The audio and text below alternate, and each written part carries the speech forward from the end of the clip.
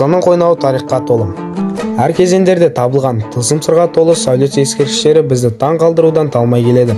Сондай тарихи ескерткіштердің бірі Жаңаарқа ауданы Ералиев ауылында орналасқан. Біз сөз еткелі отырған Жұбан ана мазары. Бұл тарихи мазар жайлы мәлімет өте аз десек те, әр кезеңдерде тарихшы саяхатшылардың назарын аударып отырған. Рашид ад-Дин, Язиден, Ричков, Левшин, Валиханов, Әлкей Марғұлан сынды ғалымдар біршама дерек қалдырған. Сол деректерге сүйенсек, мазар 7-8 ғасырлар туындысы. Әлкей Марғұлан мазарды дін ескерткіштеріне жатқызады.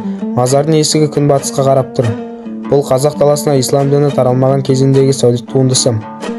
Өз кезегінде Әлкей Марғұлан мазардың ішінде қасқыр басты жыланның суреттері болғанын жазады. Бұндай суретте Орхон енесі ескерткіштерінде кездеседі, яғни Жұбан ананы сол дәуірдің адамы ретінде көруге болады. Жалпы мазар 2 рет күрделі жөндеуден өткен. Соңғы рет 2012 жылы жасалған реставрация Шоқан Уәлихановтың сызбасы арқылы жасалды. Демек, қазіргі мазардан түпнұсқаның бейнесін көруге болады.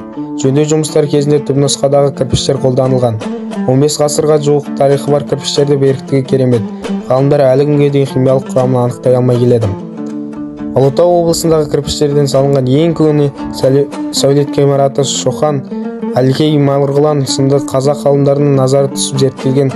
Бұл ескерткіш облысымыздағы ғана емес, қазақ мәдени мұрасында алар орны әрқашанда ерекше.